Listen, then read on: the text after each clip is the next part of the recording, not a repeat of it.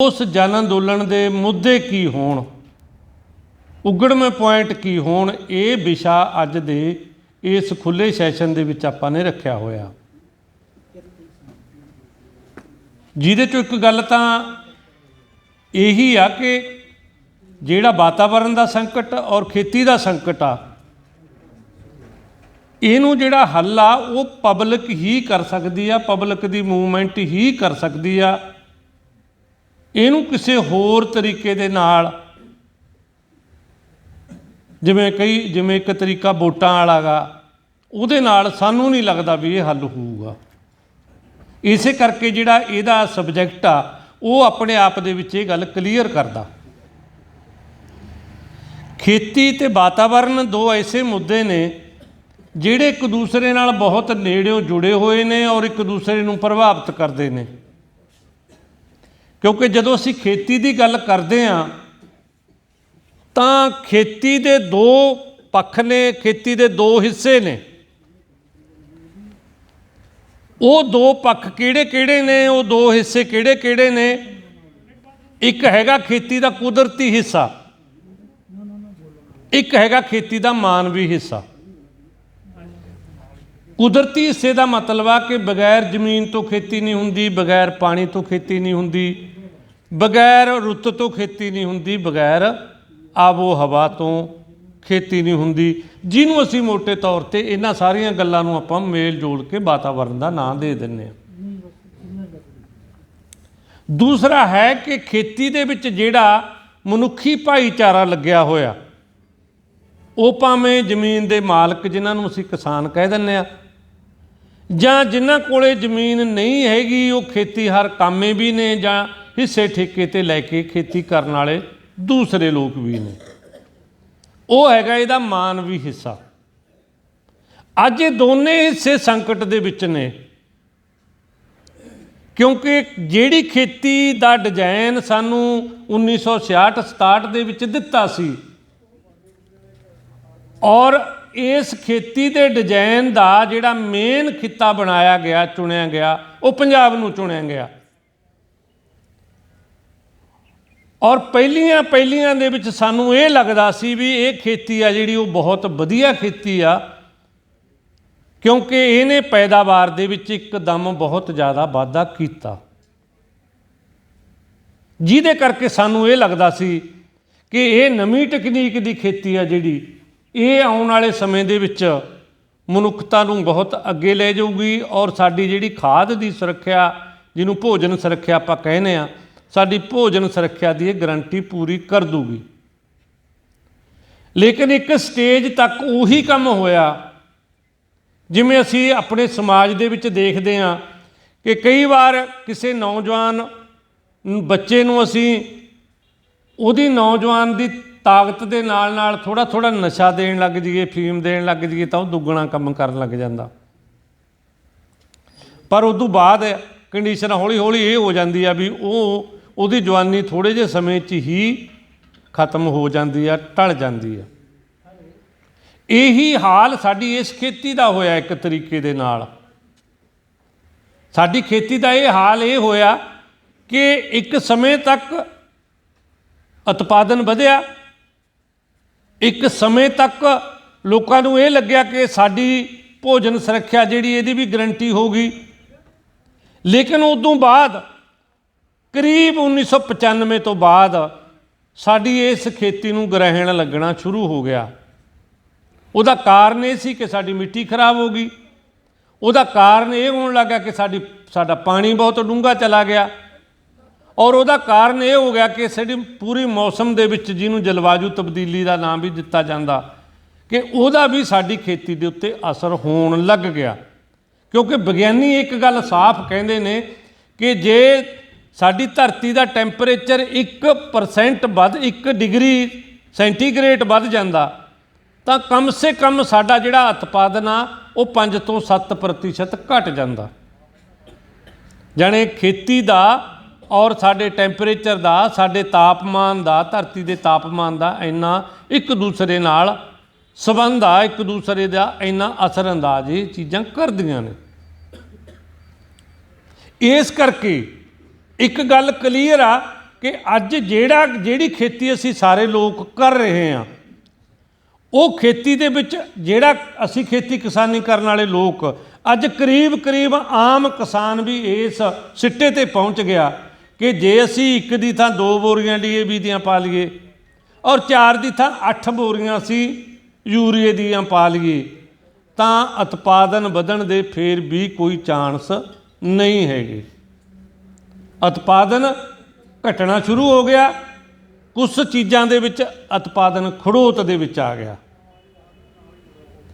ਔਰ ਇਸੇ खेती ਦੇ ਸੰਕਟ ਦੇ ਵਿੱਚੋਂ ਹੀ ਸਾਡੇ ਕਿਸਾਨ ਅੰਦੋਲਨ ਦਾ ਜਨਮ ਹੋਇਆ। ਕਈਆਂ ਨੂੰ ਤਾਂ ਇਹ ਲੱਗਦਾ ਵੀ ਕਿਸਾਨ ਯੂਨੀਅਨਾਂ ਇਕੱਠੀਆਂ ਹੋ ਗਈਆਂ, ਸ਼ਾਇਦ ਇਸ ਕਰਕੇ ਸਾਰੇ ਲੋਕ ਉੱਠ ਖੜੇ। ਇਹਦਾ ਇੱਕ ਅਸਰ ਪਿਆ ਕਿ ਕਿਸਾਨ ਯੂਨੀਅਨਾਂ ਇਕੱਠੀਆਂ ਹੋਈਆਂ ਤਾਂ ਲੋਕਾਂ ਨੂੰ ਇਹ ਲੱਗਿਆ ਕਿ ਹੁਣ ਤਾਕਤ ਜੁੜ ਜੂ, ਸ਼ਾਇਦ ਅਸੀਂ ਕੁਝ ਕਰ ਸਕਦੇ ਹਾਂ।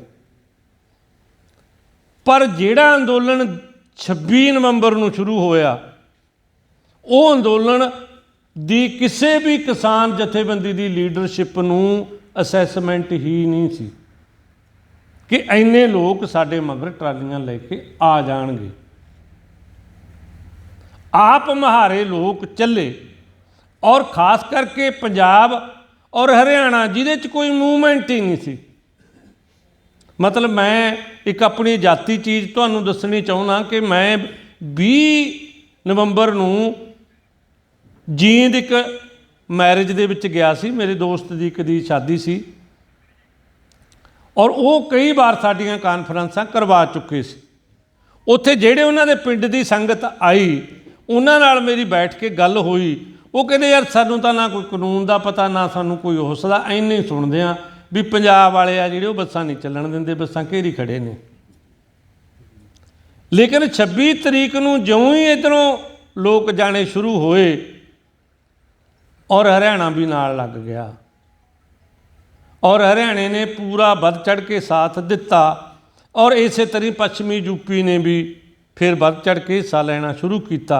ਮੇਰਾ ਕਹਿਣ ਦਾ ਮਤਲਬ ਇਹ ਬੈਲਟ ਆ ਜਿਹੜੀ ਜਿਹਦੇ 'ਚੋਂ ਜ਼ਿਆਦਾ ਲੋਕਾਂ ਦੀ ਹਿੱਸੇਦਾਰੀ ਰਹੀ ਇਸ ਅੰਦੋਲਨ ਦੇ ਵਿੱਚ, ਇਹ ਉਹੀ ਬੈਲਟ ਆ ਜਿਹਨੂੰ ਅਸੀਂ ਹਰੇ ਇਨਕਲਾਬ ਦੀ ਬੈਲਟ ਕਹਿ ਸਕਦੇ ਹਾਂ।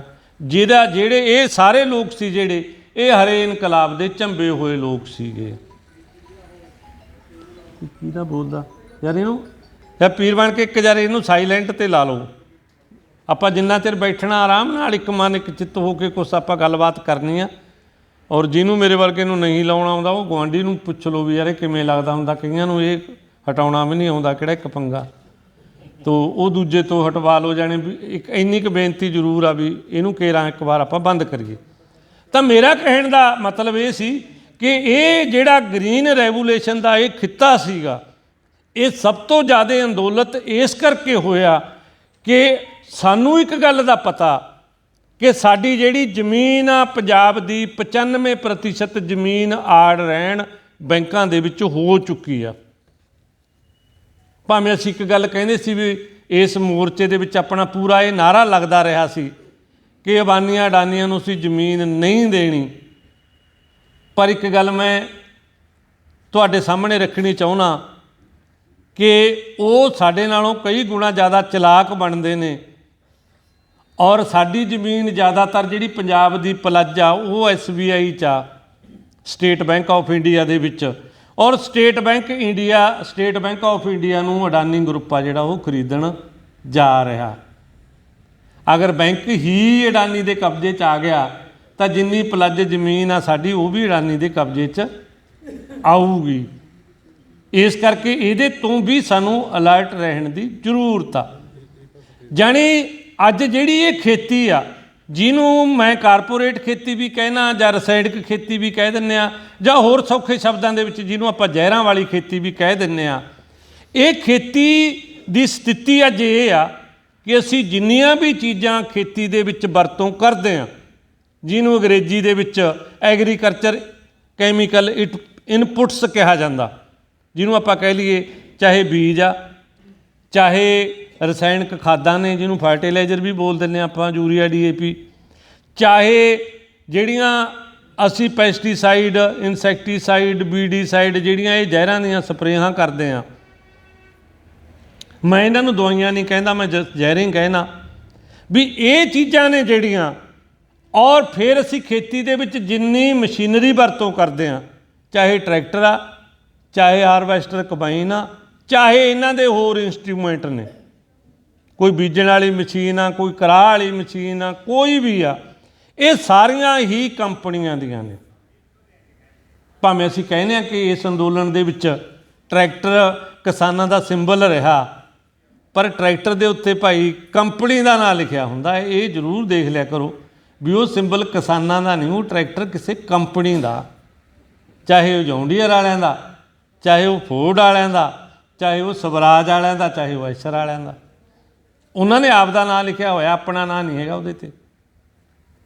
ਇਸ ਕਰਕੇ ਮੇਰਾ ਕਹਿਣ ਤੋਂ ਮਤਲਬ ਇਹ ਆ ਕਿ ਖੇਤੀ ਦੇ ਵਿੱਚ ਅਸੀਂ ਜਿੰਨੀ ਵੀ ਚੀਜ਼ਾਂ ਦੀ ਵਰਤੋਂ ਕਰਦੇ ਹਾਂ, ਉਹ ਸਾਰੀ ਦੀ ਸਾਰੀ ਕੰਪਨੀਆਂ 'ਚੋਂ, ਇੰਡਸਟਰੀ ਦੀ ਤਰਫੋਂ ਆ ਰਹੀ ਆ। ਔਰ ਉਹ ਜਿਹੜੀ ਚੀਜ਼ ਅਸੀਂ ਖਰੀਦ ਰਹੇ ਹਾਂ, ਉਹ ਸਾਨੂੰ MRP 'ਤੇ ਵੇਚਦੇ ਨੇ, ਅਸੀਂ ਖਰੀਦਦੇ ਹਾਂ। ਚਾਹੇ ਰੇਹ ਦਾ ਗੱਟਾ ਲੈ ਲਓ, ਚਾਹੇ ਕਿਸੇ ਟਰੈਕਟਰ ਦਾ ਬੈਰਿੰਗ ਹੀ ਲੈ ਲਓ, ਜਾਂ ਬਾਹਲੀ ਦੂਰ ਕੀ ਜਾਣਾ, ਜਿਹੜਾ ਕੱਖਾਂ ਵਾਲਾ ਰੇੜਾ ਜੇ ਉਹਦਾ ਬੈਰਿੰਗ ਵੀ ਲਓਗੇ, ਉਹਦੇ 'ਤੇ MRP ਲਿਖਿਆ ਹੋਊ। MRP ਦਾ ਅੰਗਰੇਜ਼ੀ ਦੇ ਵਿੱਚ ਮਤਲਬ ਆ ਮੈਕਸੀਮਮ ਰਿਟੇਲ ਪ੍ਰਾਈਸ, ਵੱਧੋ ਵੱਧ ਮੁੱਲ। ਜਾਣੀ ਜਿਹੜੀਆਂ ਚੀਜ਼ਾਂ ਖਰੀਦਦੇ ਹਾਂ ਅਸੀਂ, ਉਹ ਵੱਧੋ ਵੱਧ ਮੁੱਲ 'ਤੇ ਖਰੀਦਦੇ ਹਾਂ। ਔਰ ਜਿਹੜੀ ਸਾਡਾ ਉਤਪਾਦਨ ਆ, ਸਾਡੀ ਫਸਲ ਆ, ਉਹ ਜਿਹੜਾ ਵਿਕ ਰਿਹਾ, ਉਹਦੇ 'ਤੇ ਅਸੀਂ ਮੰਗ ਹੀ ਇਹ ਕਰ ਰਹੇ ਹਾਂ ਕਿ ਸਾਡੀ ਘੱਟੋ ਘੱਟ ਸਮਰਥਨ ਮੁੱਲ ਸਾਨੂੰ ਜ਼ਰੂਰ ਦੇ ਦਿਓ। ਮਤਲਬ ਉਹ ਵੀ ਘੱਟੋ ਘੱਟ ਸਮਰਥਨ ਮੁੱਲ 'ਤੇ ਨਹੀਂ ਵਿਕ ਰਹੀ ਸਾਡੀ, ਇਹ ਵੀ ਇੱਕ ਸਮੱਸਿਆ। ਹੁਣ ਇੱਕ ਮੋਟਾ ਜਿਹਾ ਹਿਸਾਬ ਆ, ਜੱਟੂ ਹਿਸਾਬ ਜਿਹਨੂੰ ਆਪਾਂ ਕਹਿੰਦੇ ਹਾਂ, ਜਟਕਾ ਜਿਹਾ, ਕਿ ਅਸੀਂ ਵੱਧੋ ਵੱਧ ਮੁੱਲ 'ਤੇ ਚੀਜ਼ਾਂ ਖਰੀਦ ਕੇ ਖੇਤੀ ਦੇ ਵਿੱਚ ਪਾਉਂਦੇ ਹਾਂ। ਔਰ ਜਿਹੜੀ ਖੇਤੀ ਸਾਨੂੰ ਉਤਪਾਦਨ ਦਿੰਦੀ ਆ, ਸਾਡੀ ਪੈਦਾਵਾਰ ਆਉਂਦੀ ਆ, ਉਹਨੂੰ ਅਸੀਂ ਘੱਟੋ ਘੱਟ ਕੀਮਤ 'ਤੇ ਵੀ ਬਹੁਤ ਮੁਸ਼ਕਿਲ ਨਾਲ ਵੇਚਣ ਜਾ ਰਹੇ ਹਾਂ। ਫਿਰ ਕਰਜ਼ਾ ਤਾਂ ਸਾਡੇ 'ਤੇ ਚੜੂਗਾ। ਫਿਰ ਸਾਨੂੰ ਇਹ ਖੇਤੀ ਆ ਜਿਹੜੇ ਸਾਡੇ ਪਰਿਵਾਰਾਂ ਦਾ ਪਾਲਣ ਪੋਸ਼ਣ ਕਿਵੇਂ ਕਰ ਦੂਗੀ।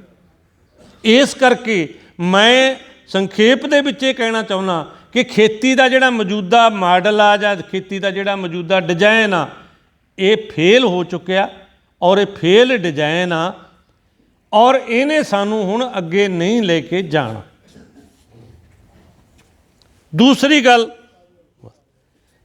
ਗੱਲ ਜਿਹੜੀ ਮੈਂ ਤੁਹਾਡੇ ਨਾਲ ਅੱਗੇ ਕਰਨੀ ਚਾਹੁੰਦਾ, ਉਹ ਇਹ ਆ ਕਿ ਖੇਤੀ ਦਾ ਅਗਰ ਮੌਜੂਦਾ ਡਿਜ਼ਾਈਨ ਫੇਲ ਹੋ ਗਿਆ, ਇਹ ਸਾਥੀ ਆਪਣੇ ਹਿਸਾਰ ਤੋਂ ਆਏ ਨੇ, ਅਸੀਂ ਇਹਨਾਂ ਦਾ, ਰਵੀ ਆਜ਼ਾਦ ਜੀ ਇਹਨਾਂ ਦੇ ਨਾਲ ਨੇ, ਅਸੀਂ ਸਾਰੇ ਦੋਸਤਾਂ ਦਾ ਵੈਲਕਮ ਕਰਦੇ ਹਾਂ।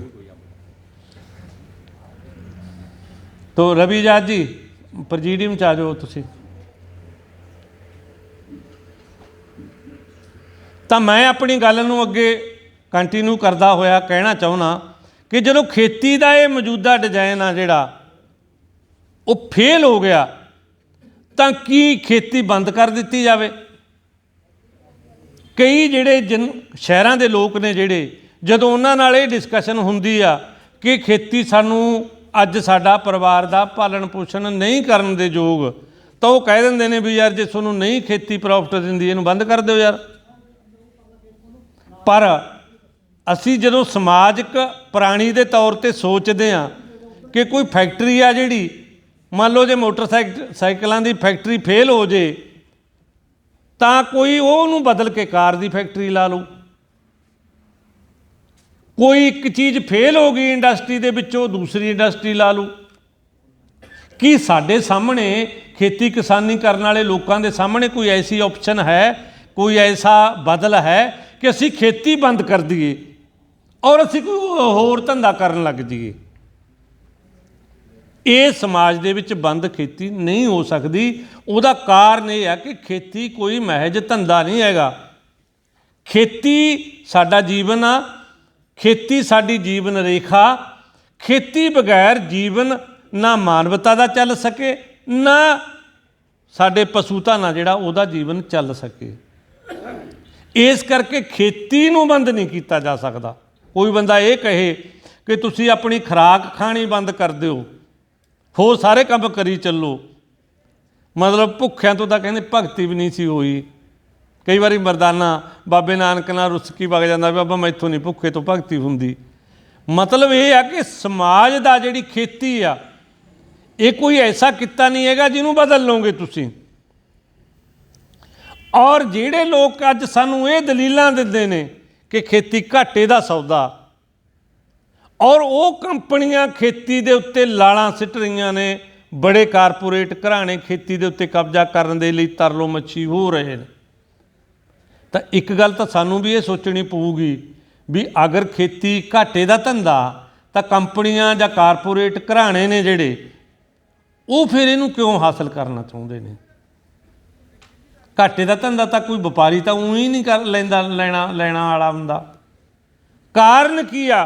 क्योंकि कारण यह है कि खेती एक ऐसी चीज़ आ जिहदी इंसान 3 बार वरतों करदा। आम तौर पर असीं जदों सुबह उठदे आ उदों चाह पीने आ, चाह पत्ती भी खेती चों आउंदी आ, उहदे च पाई हुई चीनी भी खेती दे विचों आउंदी आ, और उहदे च पाया दुੱਧ भी खेती नाल पशु धन नाल संबंधित आ। फिर उदों बाद आपां रोटी खाने, हाज़री खाने, पढ़े लिखे ब्रेकफास्ट कह देंदे ने उन्हां नूं, और फिर कई बारी दोपहर की खाने, शाम की खाने। मतलब जे कोई 3 वारा नहीं खाता, 2 वारी तो सारिਆਂ ਨੂੰ खानी पैंदी आ। असीं बठिंडे वाले तो 2 वारी भी खाने, इधरले तुसीं 3 वारी खाने हो। और उहदे च चक्कर की आ? उहदे च चक्कर ये आ कि इहदे बिना साडा जीवन चलदा ही नहीं हैगा। इस करके जिहड़ी खेती आ, ਪਹਿਲਾਂ ਇਹਦਾ ਸਾਨੂੰ ਰੁਤਬਾ ਸਮਝਣ ਦੀ ਲੋੜ ਆ। ਇਹਦਾ ਰੁਤਬਾ ਹੈਗਾ ਕਿ ਖੇਤੀ ਸਾਡੇ ਜੀਵਨ ਦੀ ਸਾਡੇ ਖੇਤੀ ਇੱਕ ਐਸਾ ਚੀਜ਼ ਆ ਜਿਹਦੇ ਨਾਲ ਸਾਡਾ ਜੀਵਨ ਚੱਲਦਾ, ਸਾਡੀ ਜੀਵਨ ਰੇਖਾ ਹੈਗੀ ਆ ਖੇਤੀ, ਜਿਹਦੇ ਕਰਕੇ ਇਹਨੂੰ ਛੱਡਿਆ ਹੀ ਨਹੀਂ ਜਾ ਸਕਦਾ। ਦੂਸਰਾ ਪੁਆਇੰਟ, ਅੱਜ ਜਿਹੜੀ ਸਾਡੀ ਸਭ ਤੋਂ ਬੜੀ ਜ਼ਰੂਰਤ ਆ ਉਹ ਹੈਗੀ ਆ ਖੇਤੀ ਦਾ ਮੌਜੂਦਾ ਮਾਡਲ, ਜਾਂ ਜਿਹਨੂੰ ਅਸੀਂ ਮੌਜੂਦਾ ਡਿਜ਼ਾਈਨ ਕਹਿ ਸਕਦੇ ਹਾਂ। ਖੇਤੀ ਦਾ ਮੌਜੂਦਾ ਮਾਡਲ ਬਦਲਣ ਦੀ, ਮੌਜੂਦਾ ਡਿਜ਼ਾਈਨ ਬਦਲਣ ਦੀ, ਖੇਤੀ ਨੂੰ ਕੁਦਰਤ ਪੱਖੀ ਔਰ ਮਾਨਵਤਾ ਪੱਖੀ ਬਣਾਉਣ ਲਈ। ਤਾਂ ਜਦੋਂ ਅਸੀਂ ਖੇਤੀ ਦਾ ਮੌਜੂਦਾ ਮਾਡਲ ਬਦਲ ਕੇ ਇਹਨੂੰ ਕੁਦਰਤ ਪੱਖੀ ਔਰ ਮਾਨਵਤਾ ਪੱਖੀ ਬਣਾਵਾਂਗੇ, ਕੁਦਰਤੀ ਖੇਤੀ ਵਾਲੇ ਪਾਸੇ ਜਾਵਾਂਗੇ, ਤਾਂ ਸਾਨੂੰ ਸਮੱਸਿਆਵਾਂ ਆਉਣਗੀਆਂ। ਜਿਵੇਂ ਐਤਕੀ ਸਾਡੇ ਪ੍ਰਧਾਨ ਮੰਤਰੀ ਸਾਹਿਬ ਨੇ ਕਹਿਤਾ, ਮੋਦੀ ਜੀ ਨੇ, ਕਿ ਤੁਸੀਂ 0 ਬਜਟ ਖੇਤੀ ਕਰੋ, ਬਹੁਤ ਵਧੀਆ, ਤੁਸੀਂ ਹੁਣ ਰੇਹ ਪਾਉਣੇ ਘਟਾ ਦਿਓ, ਤੁਸੀਂ ਜੇ ਕਰ ਲਓ, ਤੁਸੀਂ ਉਹ ਕਰ ਲਓ। 0 ਬਜਟ ਖੇਤੀ ਦਾ ਮਤਲਬ ਆ ਕਿ ਸਰਕਾਰ ਤੁਹਾਨੂੰ ਕੋਈ ਦਵਾਨੀ ਨਹੀਂ ਦੇਊਗੀ। ਤੁਸੀਂ ਆਪਣੇ ਤੌਰ 'ਤੇ ਜੇ ਖੇਤੀ ਨੂੰ ਇਸ ਡਿਜ਼ਾਈਨ ਨੂੰ ਦੂਸਰੇ 'ਤੇ ਲੈ ਕੇ ਜਾਣਾ ਚਾਹੁੰਦੇ ਹੋ, ਲੈ ਜਾਓ, ਸਰਕਾਰ ਨੂੰ ਕੋਈ ਇਤਰਾਜ਼ ਨਹੀਂ। ਉਹਦਾ ਮਤਲਬ ਸਿੱਧਾ ਇਹ ਆ, ਪਰ ਦਵਾਨੀ ਅਸੀਂ ਦੇਣੀ ਨਹੀਂ। 0 ਬਜਟ ਦਾ ਮਤਲਬ ਇਹ ਆ ਕਿ ਬਜਟ 0 ਆ ਤੁਹਾਡੇ ਲਈ। ਕੁਦਰਤੀ ਖੇਤੀ ਲਈ ਬਜਟ ਕੀ ਆ? 0। ਇਹਦਾ ਮਤਲਬ ਇਹ ਆ ਕਿ ਜਿਹੜਾ ਸਾਨੂੰ ਲੋਸ ਹੋਊਗਾ ਸਾਡੇ ਪੇਂਡੂ ਭਾਈਚਾਰੇ ਨੂੰ, ਉਹਦੀ ਭਰਪਾਈ ਕਿਵੇਂ ਕੀਤੀ ਜਾਊਗੀ। ਇੱਕ ਗੱਲ ਮੈਂ ਕੁਦਰਤੀ ਖੇਤੀ ਦੇ ਬਾਰੇ 'ਚ ਕਹਿ ਦਿਆਂ ਕਿ ਕੁਦਰਤੀ ਖੇਤੀ ਦਾ ਸਾਡਾ ਮਤਲਬ ਇਹ ਨਹੀਂ ਹੈਗਾ ਕਿ ਪੁਰਾਣੀ ਬਲਦ ਬੂਤਿਆਂ ਵਾਲੀ ਖੇਤੀ ਦੁਬਾਰਾ ਕਰ ਲਓ। ਕੁਦਰਤੀ ਖੇਤੀ ਦਾ ਮਤਲਬ ਆ ਕਿ ਜਿਹੜੀ ਸਾਇੰਸ ਅਤੇ ਟੈਕਨੀਕ ਆ, ਉਹਦਾ ਇਸ ਤਰੀਕੇ ਨਾਲ ਇਸਤੇਮਾਲ ਕਰੋ ਕਿ ਉਹ ਸਾਡੇ ਭੋਜਨ ਨੂੰ ਵੀ ਜ਼ਹਿਰੀਲਾ ਨਾ ਕਰੇ ਔਰ ਉਹ ਕੁਦਰਤ ਨੂੰ ਵੀ ਖਰਾਬ ਨਾ ਕਰੇ। ਸਾਇੰਸ ਅਤੇ ਟੈਕਨੀਕ ਦਾ ਜਿਹੜਾ ਦੁਰਉਪਯੋਗ ਹੋ ਰਿਹਾ, ਉਹਦੀ ਬਜਾਏ ਸਾਇੰਸ ਅਤੇ ਟੈਕਨੀਕ ਦਾ ਸਦਉਪਯੋਗ ਕਰਕੇ ਇਸ ਖੇਤੀ ਨੂੰ ਹੋਰ ਜ਼ਿਆਦਾ ਮਾਡਰਨ ਬਣਾਇਆ ਜਾਣਾ ਚਾਹੀਦਾ ਹੈ, ਔਰ ਜਿਹਦੇ ਨਾਲ ਸਾਡਾ ਉਤਪਾਦਨ ਆ ਜਿਹੜਾ ਵਧੇ। ਕਿਉਂਕਿ ਇਹਦੇ ਨਾਲ ਇੱਕ ਚੀਜ਼ ਹੋਰ ਪ੍ਰਚਾਰੀ ਜਾਂਦੀ ਆ ਕਿ ਜੇ ਤੁਸੀਂ ਕੁਦਰਤੀ ਖੇਤੀ ਵਾਲੇ ਪਾਸੇ ਵਗ ਗਏ ਤਾਂ ਲੋਕ ਭੁੱਖੇ ਮਰ ਜਾਣਗੇ। ਇਹ ਦਲੀਲ ਆ ਜਿਹੜੀ ਇਹ ਬਿਲਕੁਲ ਹੀ ਗਲਤ ਹੈ। ਕਿਉਂਕਿ ਜਦੋਂ ਅਸੀਂ ਆਪਣੀ ਜ਼ਮੀਨ ਦੀ ਸਿਹਤ ਨੂੰ ਠੀਕ ਕਰਾਂਗੇ ਤਾਂ ਸਾਨੂੰ ਉਹ ਜ਼ਮੀਨ ਪੈਦਾਵਾਰ ਘਟਾਊਗੀ ਕਿਵੇਂ? ਕਿਉਂਕਿ ਆਮ ਤੌਰ 'ਤੇ ਅਸੀਂ ਇੱਕ ਗੱਲ ਸੁਣਦੇ ਹਾਂ ਕਿ ਸਿਹਤਮੰਦ ਮਾਂ ਸਿਹਤਮੰਦ ਬੱਚੇ ਨੂੰ ਪੈਦਾ ਕਰਦੀ ਆ, ਜਨਮ ਦਿੰਦੀ ਆ। ਜਦੋਂ ਅਸੀਂ ਧਰਤੀ ਮਾਂ ਦੀ ਸਿਹਤ ਨੂੰ ਪੂਰਾ ਵਧੀਆ ਬਣਾ ਲਈਏ, ਉਹਨੂੰ ਸਿਹਤਮੰਦ ਕਰ ਲਈਏ, ਤਾਂ ਫਿਰ ਜਿਹੜਾ ਉਹ ਉਤਪਾਦਨ ਹੋਊਗਾ ਉਹ ਘੱਟ ਕਿਵੇਂ ਹੋਊਗਾ, ਔਰ ਉਹਦੀ ਗੁਣਵੱਤਾ ਘੱਟ ਕਿਵੇਂ ਹੋ ਸਕਦੀ ਹੈ? ਉਹਦੀ ਗੁਣਵੱਤਾ ਤਾਂ ਉਦੋਂ ਵੀ ਵਧੀਆ ਹੋਊਗੀ। ਇਸੇ ਕਰਕੇ ਅਸੀਂ ਸਾਡੀ ਇਸ ਸੋਚ ਦਾ ਅੱਜ ਕੱਲ੍ਹ ਸਾਡੇ ਪਿੰਡਾਂ ਦੇ ਵਿੱਚ ਜਿਹੜੇ ਲੋਕ ਸਬਜ਼ੀ ਵੇਚਣ ਵਾਲੇ ਵੀ ਆਉਂਦੇ ਨੇ, ਉਹ ਬਾਰ-ਬਾਰ ਕਹਿਣਗੇ ਦੇਸੀ ਆਲੂ, ਦੇਸੀ ਗੰਢੇ, ਦੇਸੀ ਟਮਾਟਰ, ਦੇਸੀ ਘੀਆ, ਦੇਸੀ ਲਾਉਂਦੇ ਨੇ ਨਾਲ। ਕੋਈ ਨਹੀਂ ਕਹਿੰਦਾ ਮੈਂ ਹਾਈਬ੍ਰਿਡ, ਮੇਰੇ ਕੋਲੇ ਹਾਈਬ੍ਰਿਡ ਮੂਲੀ ਲੈ ਲਓ ਜਾਂ ਹਾਈਬ੍ਰਿਡ ਸਲਗਮ ਲੈ ਲਓ, ਨਾ, ਸਾਰੇ ਕਹਿਣਗੇ ਦੇਸੀ। ਔਰ ਕੁਛ ਆਉਂਦੇ ਨੇ ਆਪਣੇ ਕੋਲੇ ਪੰਜਾਬ ਦੇ ਵਿੱਚ ਰਾਜਸਥਾਨ ਸਾਈਡ ਦੇ ਲੋਕ, ਉਹ ਕਹਿਣਗੇ ਰਾਜਸਥਾਨ ਦੀਆਂ ਬਿਨਾਂ ਜ਼ਹਿਰਾਂ ਵਾਲੀਆਂ ਦਾਲਾਂ ਲੈ ਲਓ, ਰਾਜਸਥਾਨ ਦੇ ਬਿਨਾਂ ਜ਼ਹਿਰ ਵਾਲੇ ਛੋਲੇ ਲੈ ਲਓ। ਇਹਦਾ ਮਤਲਬ ਕੀ ਆ? ਇਹਦਾ ਮਤਲਬ ਇਹ ਆ ਕਿ ਉਹਨਾਂ ਨੂੰ ਇਹ ਗੱਲ ਦਾ ਪਤਾ ਲੱਗ ਗਿਆ ਕਿ ਲੋਕਾਂ ਦੀ ਸੋਚ ਦਾ ਇਹ ਚੀਜ਼ ਹਿੱਸਾ ਬਣ ਰਹੀ ਆ ਕਿ ਜਿਹੜੀ ਸਾਡੀ ਸਬਜ਼ੀ ਆ, ਸਾਡੇ ਜਿਹੜੇ ਅਨਾਜ ਨੇ, ਸਾਡਾ ਜਿਹੜਾ ਫਲ ਫਰੂਟ ਆ, ਇਹਦੇ ਵਿੱਚ ਜ਼ਿਆਦਾ ਜ਼ਹਿਰ ਆ, ਜਿੱਥੇ ਜ਼ਹਿਰ ਘੱਟ ਪੈਂਦੀ ਆ ਉਹ ਜ਼ਿਆਦਾ ਫਿੱਟ ਆ। ਇਸ ਕਰਕੇ ਜਿਹੜੇ ਲੋਕ ਇਹ ਕਹਿੰਦੇ ਨੇ ਮੈਂ ਇਸ ਡਿਸਕਸ਼ਨ ਦੇ ਉੱਪਰ ਪੈਣ ਲਈ ਪੂਰੀ ਤਰ੍ਹਾਂ ਤਿਆਰ ਹਾਂ ਵਿਦ ਫੈਕਟਸ ਕਿ 1951 ਦੇ ਵਿੱਚ ਸਾਨੂੰ ਕਿੰਨਾ ਮਤਲਬ ਸਾਡੇ ਜਿਹੜਾ ਹਿੱਸਾ ਸੀ ਜਿਹੜਾ ਉਹ ਅਨਾਜ ਆਉਂਦਾ ਸੀ, ਅੱਜ ਸਾਡੇ ਹਿੱਸੇ ਕਿੰਨਾ ਅਨਾਜ ਆਉਂਦਾ, ਕੋਈ ਬਾਹਲਾ ਫਰਕ ਨਹੀਂ ਹੈਗਾ। ਉਹਦੇ ਫੈਕਟ ਜੇ ਆਪਣੀ ਬਹਿਸ ਅੱਗੇ ਚੱਲੀ, ਮੈਂ ਤੁਹਾਨੂੰ ਉਹਦੇ ਸਾਰੇ ਤੱਥ ਆ ਜਿਹੜੇ ਉਹ ਤੁਹਾਡੇ ਸਾਹਮਣੇ ਪੇਸ਼ ਕਰ ਸਕਦਾ, ਕਰੂੰਗਾ। ਮੇਰਾ ਕਹਿਣ ਤੋਂ ਮਤਲਬ ਇਹ ਹੈ ਕਿ ਅੱਜ ਵੀ ਜੇ 20-30 ਕਰੋੜ ਲੋਕ ਹਿੰਦੁਸਤਾਨ ਦੇ ਵਿੱਚ ਭੁੱਖੇ ਢਿੱਡ ਸੌਂਦੇ ਨੇ, ਜਿਨ੍ਹਾਂ ਨੂੰ ਪੇਟ ਭਰ ਰੋਟੀ ਨਹੀਂ ਮਿਲਦੀ, ਉਹਦਾ ਕਾਰਨ ਇਹ ਨਹੀਂ ਹੈਗਾ ਕਿ ਹਿੰਦੁਸਤਾਨ ਦੇ ਵਿੱਚ ਉਤਪਾਦਨ ਘੱਟ ਆ। ਉਹਦਾ ਕਾਰਨ ਇਹ ਆ ਕਿ ਉਹਨਾਂ ਦੀ ਖਰੀਦ ਸ਼ਕਤੀ ਨਹੀਂ ਹੈਗੀ।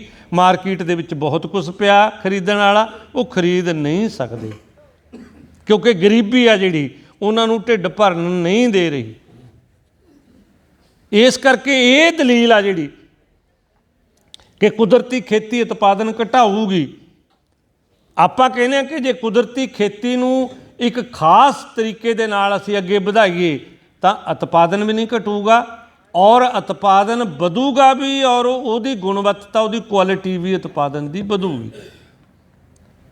ਜਿਹੜੇ ਅਸੀਂ ਕੁਦਰਤੀ ਖੇਤੀ ਕਰਦੇ ਹਾਂ, ਮੈਂ ਵੀ ਕਰਦਾ 4 ਕਿੱਲਿਆਂ ਦੀ, ਅਸੀਂ ਇਹ ਗੱਲ ਦਾਅਵੇ ਨਾਲ ਕਹਿੰਦੇ ਹਾਂ ਕਿ ਤੁਸੀਂ ਆਪਦੇ ਵਾਲੀ ਕਣਕ ਟੈਸਟ ਕਰਵਾ ਲਓ, ਔਰ ਜਿਹੜੀਆਂ ਕਣਕ ਤੁਸੀਂ ਅੱਜ ਖਾ ਰਹੇ ਹੋ ਯੂਨੀਵਰਸਿਟੀ ਦੀਆਂ ਵੈਰਾਈਟੀਆਂ, 7.5-8% ਤੋਂ ਵੱਧ ਉਹਦੇ 'ਚ ਪ੍ਰੋਟੀਨ ਨਹੀਂ ਹੈਗਾ।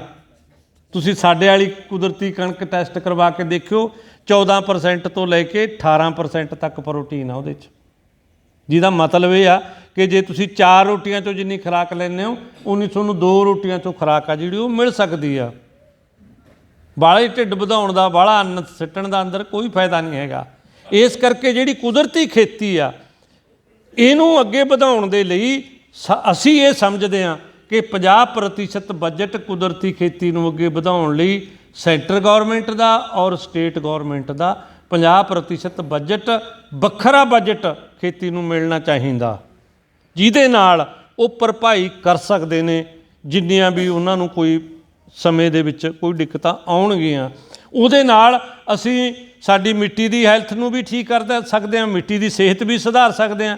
ਉਹਦੇ ਨਾਲ ਅਸੀਂ ਪਾਣੀ ਦਾ ਰੀਚਾਰਜ ਕਰਕੇ ਜਿਹੜਾ ਸਾਡਾ ਪਾਣੀ ਸਾਡੀ ਪਹੁੰਚ ਤੋਂ ਬਾਹਰ ਹੁੰਦਾ ਜਾ ਰਿਹਾ, ਉਹ ਪਾਣੀ ਨੂੰ ਵੀ ਅਸੀਂ ਸ਼ੁੱਧ ਕਰ ਸਕਦੇ ਹਾਂ, ਔਰ ਉਹਦੇ ਨਾਲ ਅਸੀਂ ਖੁਰਾਕ ਨੂੰ ਸ਼ੁੱਧ ਕਰਕੇ ਆਪਣੀ ਸਿਹਤ ਨੂੰ ਵੀ ਬਚਾ ਸਕਦੇ ਹਾਂ। ਔਰ ਜਿਹੜੀਆਂ ਅਸੀਂ ਡਾਕਟਰਾਂ ਨੂੰ ਮਤਲਬ ਜਿਹੜਾ ਦਵਾਈਆਂ ਦੇ ਪੈਸੇ ਦੇ ਰਹੇ ਹਾਂ, ਉਹਨਾਂ ਤੋਂ ਵੀ ਬਚਤ ਹੋ ਸਕਦੀ ਆ। ਮੈਂ ਇੱਕ ਜਿਹੜੇ ਪੜ੍ਹੇ ਲਿਖੇ ਬੱਚੇ ਨੇ, ਖਾਸ ਕਰਕੇ ਨੌਜਵਾਨ, ਉਹਨਾਂ ਨੂੰ ਇਹ ਬੇਨਤੀ ਕਰੂੰਗਾ ਕਿ ਉਹ ਆਪਣੇ ਘਰ ਦੇ ਵਿੱਚ ਆਪਣੇ ਰਸੋਈ ਦਾ ਬਜਟ ਔਰ ਦਵਾਈਆਂ ਅਤੇ ਟੈਸਟਾਂ ਦਾ ਬਜਟ, ਇਹ 6 ਮਹੀਨਿਆਂ ਦਾ ਕਮ ਸੇ ਕਮ ਕੱਢ ਕੇ ਦੇਖੋ ਕਿ ਸਾਡੇ ਪਰਿਵਾਰ ਦੇ ਵਿੱਚ 6 ਮਹੀਨਿਆਂ ਦੇ ਵਿੱਚ ਕਿੰਨੀ ਦਵਾਈ ਆਈ ਔਰ ਟੈਸਟਾਂ ਦੇ ਪੈਸੇ ਕਿੰਨੇ ਗਏ। ਡਾਕਟਰ ਸਾਹਿਬ ਬੈਠੇ ਨੇ, ਗੁੱਸਾ ਨਾ ਕਰਨ, ਵੀ ਪਤਾ ਨਹੀਂ ਤਾਂ ਸਾਡੇ ਖਿਲਾਫ ਹੀ ਬੋਲਣ ਲੱਗ ਗਏ, ਪਰ ਇਹ ਤਾਂ ਉਹ ਆਪਣੇ ਨਾਲ ਨੇ, ਕੁਦਰਤੀ ਖੇਤੀ ਵਾਲੇ ਨੇ ਤਾਂ। ਪਰ ਉਹਦੇ 'ਚ ਇਹ ਆ ਵੀ ਜੇ ਤੁਸੀਂ ਇਹ ਦੇਖੋ ਵੀ ਰਸੋਈ ਦੇ ਵਿੱਚ ਤੁਹਾਡਾ ਜਿਹੜਾ ਸੌਦਾ, ਜਿਹਨੂੰ ਆਪਾਂ ਆਮ ਤੌਰ 'ਤੇ ਸੌਦਾ ਹੀ ਬੋਲਦੇ ਹਾਂ, ਸੌਦਾ ਪੱਤਾ ਜਿਹੜਾ ਲੈ ਕੇ ਆਉਂਦੇ ਹਾਂ, ਰਸੋਈ ਦੇ ਸੌਦੇ ਪੱਤੇ ਦਾ ਹਿਸਾਬ ਲਾ ਲਿਓ, ਉੱਧਰ ਇਹਦਾ ਹਿਸਾਬ ਲਾ ਲਿਓ, ਔਰ ਮੈਂ ਇਹ ਗੱਲ ਦਾਅਵੇ ਨਾਲ ਕਹਿਣਾ ਵੀ ਤੁਹਾਡਾ ਜਿਹੜਾ ਇਹ ਹਿਸਾਬ ਕਿਤਾਬ ਆ ਦਵਾਈਆਂ ਵਾਲਾ, ਇਹ ਵੱਧ ਜੂਗਾ। ਜਿਹੜਾ ਤੁਹਾਡਾ ਖਾਣ ਪੀਣ ਵਾਲਾ ਰਸੋਈ ਵਾਲਾ ਖਰਚਾ ਹੈਗਾ ਜਿਹੜਾ ਉਹ ਘਟ ਜੂਗਾ। ਜਾਣੇ ਇੰਨਾ ਖਰਚਾ ਜਿਹੜਾ ਸਾਡੀ ਸਿਹਤ 'ਤੇ ਹੋ ਰਿਹਾ, ਜਿਹੜੇ ਖਰਚ ਨੂੰ ਬਚਾਇਆ ਜਾ ਸਕਦਾ ਕੁਦਰਤੀ ਖੇਤੀ ਦੇ ਨਾਲ। ਇਸ ਕਰਕੇ 50% ਬਜਟ, ਅਗਲਾ ਇਹਦਾ ਇੱਕ ਨੁਕਤਾ ਹੋ ਸਕਦਾ ਕਿ ਜਿੰਨਾ ਵੀ ਸਾਡਾ ਪੇਂਡੂ ਭਾਈਚਾਰਾ, ਪਿੰਡਾਂ ਦੇ ਵਿੱਚ ਰਹਿਣ ਵਾਲੇ ਲੋਕ ਹਾਂ ਅਸੀਂ, ਔਰ ਉਹਨਾਂ ਦੀ ਸਮਾਜਿਕ ਸੁਰੱਖਿਆ ਦੀ ਗਰੰਟੀ ਰਾਜ ਦੀ ਤਰਫ ਤੋਂ ਹੋਣੀ ਚਾਹੀਦੀ ਆ। ਸਮਾਜਿਕ ਸੁਰੱਖਿਆ ਦਾ ਮਤਲਬ ਆ ਕਿ ਸ਼ੁੱਧ ਹਵਾ, ਸ਼ੁੱਧ ਪੀਣ ਵਾਲਾ ਪਾਣੀ, ਸ਼ੁੱਧ ਖਾਣ ਵਾਲਾ ਭੋਜਨ, ਕੱਪੜਾ, ਮਕਾਨ, ਫ੍ਰੀ ਵਿੱਦਿਆ ਅਤੇ ਸਿਹਤ ਸਹੂਲਤਾਂ। ਇਹ ਹਰੇਕ ਇਨਸਾਨ ਦਾ ਫੰਡਾਮੈਂਟਲ ਰਾਈਟ, ਜਿਹਨੂੰ ਅਸੀਂ ਕਹਿੰਦੇ ਹਾਂ ਬੁਨਿਆਦੀ ਮਨੁੱਖੀ ਅਧਿਕਾਰ ਦੇ ਤੌਰ 'ਤੇ ਤਸਲੀਮ ਹੋ ਕੇ ਇਹਨੂੰ ਲਾਗੂ ਕੀਤਾ ਜਾਣਾ ਚਾਹੀਦਾ। ਕਈ ਵਾਰੀ ਸਾਡੇ ਕਿਸਾਨ ਭਰਾ ਇਹ ਕਹਿ ਦਿੰਦੇ ਨੇ ਕਿ ਯਾਰ ਜੇ ਕੁਦਰਤੀ ਖੇਤੀ ਹੋਈ ਅਤੇ ਜੇ ਆਪਾਂ ਸਾਰੇ ਕਰਨ ਲੱਗ ਗਏ, ਰੇਟ ਨਾ ਮਿਲਿਆ, ਜੇ ਨਾ ਹੋਇਆ। ਪਰ ਮੈਂ ਇੱਕ ਗੱਲ ਤੁਹਾਨੂੰ ਕਹਿਣਾ ਕਿ ਜਿਹੜੀ ਅੱਜ ਦੀ ਖੇਤੀ ਆ, ਇਹਦੇ 'ਚ ਇੱਕ ਸਾਨੂੰ ਮਾਰਕੀਟ ਦੀ ਪ੍ਰੋਬਲਮ ਆਉਂਦੀ ਆ। ਜੇ ਇਸ ਖੇਤੀ ਨੂੰ ਦੇ ਅਸੀਂ ਜਿਹੜੇ ਕੋਈ ਹੋਰ ਵਧੀਆ ਵਧੀਆ ਡਿਜ਼ਾਈਨ ਹੁਣ ਸਾਡੇ ਸਾਹਮਣੇ ਆ ਰਹੇ ਨੇ, ਉਹਨਾਂ ਡਿਜ਼ਾਈਨਾਂ ਦੇ ਆਧਾਰ 'ਤੇ ਇਹ ਗੱਲ ਸ਼ੋਰਟੀ ਨਾਲ ਕਹੀ ਜਾ ਸਕਦੀ ਆ ਕਿ ਸਾਡੇ ਖਰਚੇ ਘਟਣਗੇ। ਸਾਨੂੰ ਇੰਨੇ ਜਿੰਨੇ ਕੈਮੀਕਲ ਵਾਲੀ ਕਣਕ ਦਾ ਜਿੰਨਾ ਸਾਡਾ ਖਰਚਾ, ਇਦੋਂ ਸਾਨੂੰ ਅਸੀਂ ਘੱਟ ਖਰਚੇ 'ਤੇ ਕੁਦਰਤੀ ਕਣਕ ਆ ਜਿਹੜੀ ਉਹ ਉਸੇ ਮਾਤਰਾ ਦੇ ਵਿੱਚ ਪੈਦਾ ਕਰ ਸਕਦੇ ਹਾਂ। ਇਹ ਚੀਜ਼ਾਂ ਅੱਜ ਦੁਨੀਆ ਦੇ ਵਿੱਚ ਮੌਜੂਦ ਨੇ। ਪਾਕਿਸਤਾਨੀ ਪੰਜਾਬ ਦਾ ਇੱਕ ਸਾਇੰਟਿਸਟ ਆ, ਔਰ ਉਹਨੇ ਆਪਣਾ ਇੱਕ ਮਾਡਲ ਡਿਵੈਲਪ ਕੀਤਾ, ਔਰ ਉਹਨੇ ਇਹ ਗੱਲ ਕਹੀ ਆ ਕਿ ਲਾਹੌਰ ਵਾਲੀ ਜਿਹੜੀ ਸਾਡੀ ਪੰਜਾਬ ਸਰਕਾਰ ਆ, ਉਹ ਇਹ ਕਹਿੰਦੀ ਆ ਕਿ ਸਾਡਾ ਕਣਕ ਦੇ ਉੱਤੇ 1500 ਰੁਪਏ ਪਰ ਮਣ ਖਰਚ ਹੁੰਦਾ, ਕਿਉਂਕਿ ਪਾਕਿਸਤਾਨ ਦੇ ਵਿੱਚ ਅਜੇ ਕੁਆਂਟਲਾਂ ਦਾ ਕੰਮ ਨਹੀਂ ਚੱਲਦਾ, ਮਣਾਂ ਦੀ ਚੱਲਦਾ। ਉਹ ਕਹਿੰਦਾ ਵੀ ਮੇਰੇ ਮਾਡਲ ਦੇ ਉੱਪਰ ਤੁਸੀਂ 150 ਰੁਪਏ ਮਣ ਕਣਕ ਪੈਦਾ ਕਰ ਸਕਦੇ ਹੋ। ਇਸ ਕਰਕੇ ਜਿਹੜੇ ਐਸੇ ਨਵੇਂ ਮਾਡਲ ਆ ਰਹੇ ਨੇ, ਔਰ ਜੇ ਸਾਨੂੰ ਸਮਾਜਿਕ ਸੁਰੱਖਿਆ ਮਿਲ ਜਾਂਦੀ ਆ, ਮਤਲਬ ਸਾਡਾ ਪੜ੍ਹਾਈ ਦਾ ਖਰਚ, ਸਾਡੀ ਸਿਹਤ ਦਾ ਖਰਚ ਅਗਰ ਸਮਾਜ ਚੱਕਣ ਦੀ ਜ਼ਿੰਮੇਵਾਰੀ ਲੈਂਦਾ, ਤਾਂ ਅਸੀਂ ਘੱਟ ਕੀਮਤ ਦੇ ਉੱਪਰ ਵੀ ਆਪਣੀਆਂ ਫਸਲਾਂ ਵੇਚ ਕੇ ਆਪਣਾ ਵਧੀਆ ਗੁਜ਼ਾਰਾ ਚਲਾ ਸਕਦੇ ਹਾਂ, ਆਪਣੇ ਪਰਿਵਾਰ ਨੂੰ ਵਧੀਆ ਤਰੀਕੇ ਦੇ ਨਾਲ ਪਾਲ ਸਕਦੇ ਹਾਂ। ਕਿਉਂਕਿ ਖੇਤੀ ਇੱਕ ਐਸੀ ਚੀਜ਼ ਆ ਜਿਹਦੇ 'ਚ ਜੇ ਤੁਸੀਂ ਜਿਹੜੇ ਲੋਕ ਇਕਨੋਮਿਕਸ ਸਮਝਦੇ ਨੇ, ਉਹ ਕਹਿੰਦੇ ਨੇ ਕਿ ਤੁਸੀਂ ਇੱਕ ਯੂਨਿਟ ਲਾ ਕੇ ਕਿੰਨੇ ਯੂਨਿਟ ਪੈਦਾ ਕਰਦੇ ਹੋ, ਇਹ ਇਕਨੋਮਿਕਸ ਦਾ ਫੰਡਾਮੈਂਟਲ ਫਾਰਮੂਲਾ ਹੁੰਦਾ। ਔਰ ਕੋਈ ਵੀ ਦੁਨੀਆ ਦੀ ਬੈਂਕ, ਕੋਈ ਵੀ ਦੁਨੀਆ ਦੀ ਇੰਡਸਟਰੀ, ਕੋਈ ਵੀ ਦੁਨੀਆ ਦਾ ਸਰਵਿਸ ਸੈਕਟਰ ਐਸਾ ਨਹੀਂ ਹੈਗਾ ਕਿ ਉਹ ਇੱਕ ਯੂਨਿਟ ਇਨਵੈਸਟ ਕਰੇ ਔਰ ਕਈ ਸੈਂਕੜੇ ਗੁਣਾ ਉਹਦੇ 'ਚੋਂ ਪੈਦਾ ਕਰ ਲਏ। ਜਿਵੇਂ ਇੱਕ ਉਦਾਹਰਨ ਦੇ ਤੌਰ 'ਤੇ ਆਪਾਂ ਦੇਖ ਸਕਦੇ ਹਾਂ, ਤੁਸੀਂ ਮੱਕੀ ਦਾ ਇੱਕ ਦਾਣਾ ਬੀਜੋ ਔਰ ਉਹਦੀ ਜਿਹੜੀ ਛੱਲੀ ਆਊਗੀ ਉਹਦੇ 'ਤੇ ਘੱਟੋ ਘੱਟ 3500 ਦਾਣੇ ਆਉਣਗੇ 3 ਮਹੀਨਿਆਂ ਦੇ ਜਾਂ 100 ਦਿਨ ਦੇ ਵਕਫੇ ਦੇ ਬਾਅਦ। ਇਹਦਾ ਮਤਲਬ ਜੇ ਤੁਸੀਂ ਇੱਕ ਦਾਣੇ ਦੀ ਇਨਵੈਸਟ ਕੀਤੀ ਤਾਂ ਕਿੰਨੇ ਦਾਣੇ ਆਏ? 3500। ਸਰੋਂ ਦਾ ਇੱਕ ਦਾਣਾ ਬੀਜ ਲਓ, ਕਈ ਵਾਰੀ ਮਤਲਬ ਲੱਖ ਤੱਕ ਦਾਣਾ ਵੀ ਆ ਸਕਦਾ। ਬਾਜਰੇ ਦਾ ਇੱਕ ਦਾਣਾ ਬੀਜੋ, ਲੱਖ ਤੱਕ ਵੀ ਬਾਜਰੇ ਦਾ ਦਾਣਾ ਤੁਸੀਂ ਲੈ ਸਕਦੇ ਹੋ। ਫਿਰ ਇਹ ਘਾਟੇ 'ਚ ਕਿਵੇਂ ਆ? ਇਹ ਘਾਟੇ ਦਾ ਸੌਦਾ ਕਿਵੇਂ ਆ? ਇਹ ਘਾਟੇ ਦਾ ਸੌਦਾ ਨਹੀਂ, ਇਹ ਘਾਟੇ ਦਾ ਸੌਦਾ ਮਾਰਕੀਟ ਸਿਸਟਮ ਨੇ ਬਣਾਤੀ। ਇਸ ਕਰਕੇ ਮੈਂ ਜਿਹੜੀਆਂ ਇਹ 3 ਗੱਲਾਂ ਕੀਤੀਆਂ ਕਿ ਖੇਤੀ ਦਾ ਡਿਜ਼ਾਈਨ ਬਦਲਣਾ, ਉਹਦੇ 'ਚ ਜਿਹੜੀਆਂ ਮੁਸ਼ਕਲਾਂ ਆ ਰਹੀਆਂ ਨੇ ਉਹਨਾਂ ਮੁਸ਼ਕਲਾਂ ਨੂੰ ਹੱਲ ਕਰਨ ਲਈ 50% ਬਜਟ ਦਾ ਪ੍ਰਬੰਧ ਕਰਨਾ, ਔਰ ਅਗਲਾ ਇਹ ਕਿ ਕਿਸਾਨਾਂ ਨੂੰ, ਪੇਂਡੂ ਭਾਈਚਾਰੇ ਨੂੰ ਸਮਾਜਿਕ ਸੁਰੱਖਿਆ ਦੀ ਗਰੰਟੀ ਦੇਣਾ। ਇਹ ਚੀਜ਼ਾਂ ਜ਼ਰੂਰੀ ਨੇ। ਇਸ ਕਰਕੇ ਲੰਬੇ ਦਾਅ ਤੋਂ ਜਿਹੜਾ ਹੁਣ ਸਾਡਾ ਅੰਦੋਲਨ ਹੋਰ ਅੱਗੇ ਜਾਊਗਾ, ਉਹ ਅੰਦੋਲਨ ਸਾਡਾ ਇਹਨਾਂ ਗੱਲਾਂ ਨੂੰ ਆਪਣਾ ਹਿੱਸਾ ਬਣਾਵੇ ਔਰ ਲੋਕਾਂ ਨੂੰ ਇਹਦੇ 'ਤੇ ਲਾਮਬੰਦ ਕਰਨ ਦੀ ਆਪਾਂ ਸਾਰੇ ਲੋਕ ਰਲ ਮਿਲ ਕੇ ਕੋਸ਼ਿਸ਼ ਕਰੀਏ। ਔਰ ਫੌਰੀ ਤੌਰ 'ਤੇ ਜਿਹੜੀਆਂ ਸਾਡੇ ਸਾਹਮਣੇ ਕੁਛ ਸਮੱਸਿਆਵਾਂ ਨੇ, ਇਹਦੇ ਨੁਕਤੇ ਸਾਡੇ ਬਣ ਸਕਦੇ ਨੇ, ਉਹ ਇਹੀ ਨੇ ਕਿ ਕਿਸਾਨ ਅੰਦੋਲਨ ਦੇ ਜਿਹੜੇ ਪੈਂਡਿੰਗ ਪਏ ਇਸ਼ੂ ਨੇ, ਜਿਹੜੇ ਰਹਿੰਦੇ ਮਸਲੇ ਨੇ, ਉਹਨਾਂ ਨੂੰ ਹੱਲ ਕਰਾਉਣ ਲਈ ਸਾਨੂੰ ਆਪਣੀ ਏਕਤਾ ਔਰ ਸਾਨੂੰ ਆਪਣੀ ਜੱਦੋਜਹਿਦ ਆ ਜਿਹੜੀ ਉਹਦੇ 'ਤੇ ਲਗਾਤਾਰ ਟੇਕ ਰੱਖਣਾ ਚਾਹੀਦਾ। ਉਹਦੇ 'ਚ ਖਾਸ ਤੌਰ 'ਤੇ ਜਿਹੜੇ ਸਾਡੇ ਕਿਸਾਨਾਂ ਦੇ ਉੱਪਰ ਪਰਚੇ ਦਰਜ ਹੋਏ ਨੇ ਉਹ ਵਾਪਸ ਕਰਵਾਉਣੇ, ਔਰ ਸਾਡੇ ਜਿਹੜੇ ਸ਼ਹੀਦ ਕਿਸਾਨ ਪਰਿਵਾਰ ਨੇ ਉਹਨਾਂ ਨੂੰ ਕੰਪਨਸੇਸ਼ਨ ਦਿਵਾਉਣੀ, ਔਰ MSP ਦਾ ਮਸਲਾ ਹੱਲ ਕਰਵਾਉਣਾ। ਔਰ MSP ਦੇ ਮਸਲੇ ਦੇ ਨਾਲ ਔਰ ਸਾਨੂੰ ਜਦੋਂ ਅਸੀਂ MSP ਦੀ ਗੱਲ ਕਰਨੀ ਆ ਤਾਂ ਸਾਨੂੰ ਇੱਕ ਗੱਲ ਧਿਆਨ 'ਚ ਰੱਖਣੀ ਚਾਹੀਦੀ ਆ ਕਿ ਖੇਤੀ ਨੂੰ ਇਹ ਹੁਨਰਬੰਦ ਕਿੱਤਾ ਨਹੀਂ ਮੰਨਦੇ। ਮਤਲਬ ਜਿਹੜੀ ਸਾਡੀ ਸਰਕਾਰ ਆ ਉਹ ਖੇਤੀ ਨੂੰ ਹੁਨਰਬੰਦ ਕਿੱਤਾ ਨਹੀਂ ਮੰਨਦੀ, ਔਰ ਜਿਹਦੇ ਕਰਕੇ MSP ਦੇ ਵਿੱਚ ਜਿਹੜੀ ਸਾਡੀ ਪਰਿਵਾਰ ਦੀ ਲੇਬਰ ਪਾਈ ਜਾਂਦੀ ਆ, ਜਦੋਂ ਇਹ MSP ਦੀ ਗੁਣਾ ਘਟਾਓ ਕਰਦੇ ਨੇ, ਉਹ ਸਾਨੂੰ ਅਨਸਕਿਲਡ ਲੇਬਰ ਦੇ ਪੈਸੇ ਉਹਦੇ 'ਚ ਜੋੜੇ ਜਾਂਦੇ ਨੇ, ਗੈਰ ਹੁਨਰਬੰਦ ਮਤਲਬ ਜਿਹੜੀ ਹੈਗੀ ਆ ਲੇਬਰ ਦੇ ਪੈਸੇ ਜੋੜੇ ਜਾਂਦੇ ਨੇ। ਯਾਰ ਜਾਂ ਤਾਂ ਪਰਾਂ ਹੋ ਜਾਓ ਯਾਰ, ਮੈਨੂੰ ਕਿਉਂ ਡਿਸਟਰਬ ਕਰਨ ਲੱਗ ਗਏ।